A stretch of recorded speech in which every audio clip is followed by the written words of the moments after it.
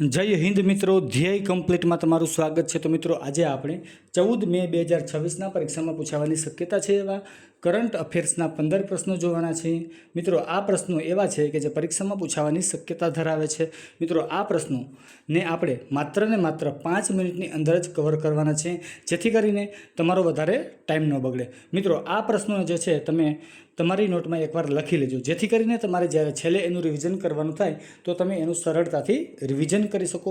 મિત્રો પછી છેલ્લે કેવું થાય છે કે કરંટ અફેર્સ આપણે બધું બાકી હોય, ઓકે, પછી કે ચાલો કરંટ અફેર્સ કરવા વર્ગીએ, હવે એટલે કરંટ અફેર્સ કરવાનું ચાલુ કરીએ, પછી ગણિત બાકી હોય એટલે ગણિત કરવા વર્ગીએ, તો પછી રીઝનિંગ થોડું ઘણું બાકી હોય તો એ કરવા વર્ગીએ। પછી શું થાય છે કે મગજ છે ને કે ઘડીક ઓલું કરીએ એટલે મગજ કામ કરતું બંધ થઈ જાય, ઓકે।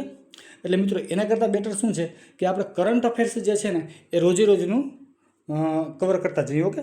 તો મિત્રો જો હજી સુધી તમે આપણી ચેનલને સબસ્ક્રાઈબ ન કરી હોય તો ચેનલને સબસ્ક્રાઈબ કરી દેજો અને આ વિડીયોને તમે તમારા દરેક મિત્રોને શેર કરી દેજો। તો ચાલો હવે પ્રશ્નોની શરૂઆત કરીએ છીએ। પ્રશ્ન પહેલો જોઈએ, તાજેતરમાં તમિલનાડુ સરકારે મહિલાઓની સુરક્ષા માટે કયા ફોર્સની રચના કરી છે? તો એ ફોર્સનું નામ છે સિંગાપેન સ્પેશિયલ ફોર્સ।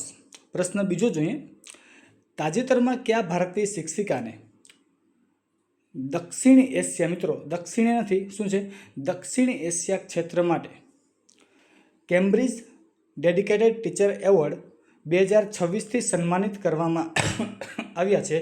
મિત્રો તો એનું નામ છે સોમા મંડલ।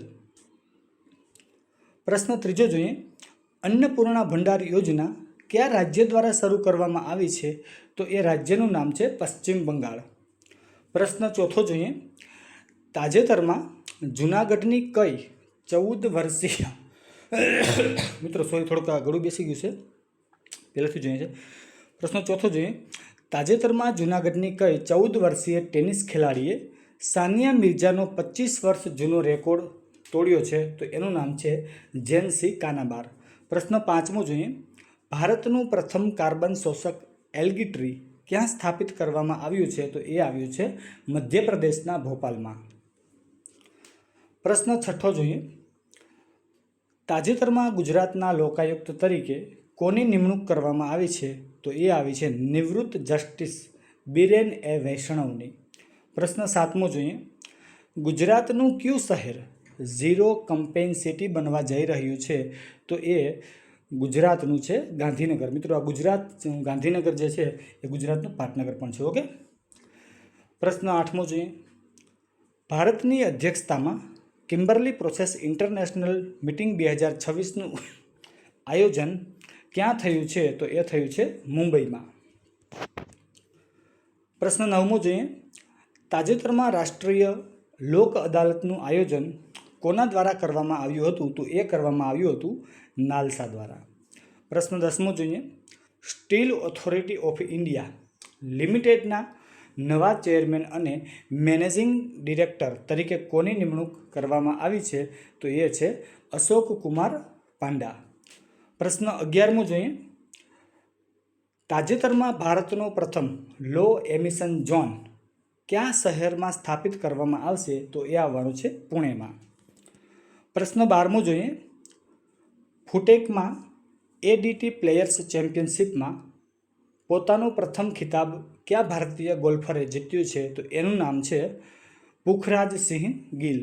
પ્રશ્ન 13મો જોઈએ, વડાપ્રધાન નરેન્દ્ર મોદીએ આર્ટ ઓફ લિવિંગના ધ્યાન મંદિરનું ઉદ્ઘાટન ક્યાં કર્યું છે? તો એ કર્યું છે બેંગ્લોરમાં। પ્રશ્ન 14મો જોઈએ, કયા પ્રાદેશિક ફૂટબોલ ટુર્નામેન્ટમાં ભારતને 2026માં રમવા માટે સત્તાવાર રીતે આમંત્રિત કરવામાં આવ્યું છે? તો એનું નામ છે ફિફા આસિયાન કપ।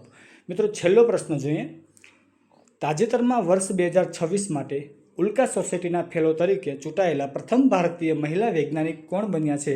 તો એ બન્યા છે કુલજીત કૌર મરહાસ। તો મિત્રો આ હતા 14 મે 2026ના પરીક્ષામાં પૂછાવાની શક્યતા છે એવા કરંટ અફેર્સના પ્રશ્નો।